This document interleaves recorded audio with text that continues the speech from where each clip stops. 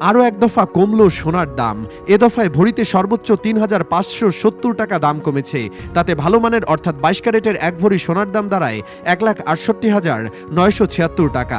Bangladesh jewellers সমিতি বাজুস গত ৩ মে শনিবার রাতে এক সংবাদ বিজ্ঞপ্তিতে সোনার দাম কমানোর কথা জানায়। বিজ্ঞপ্তিতে বলা হয়, স্থানীয় বাজারে তেজাবি সোনার দাম কমে যাওয়ায় নতুন করে দাম সমন্বয় করা হয়েছে। নতুন দামটি আজ ৪ মে রোববার থেকে কার্যকর হয়েছে।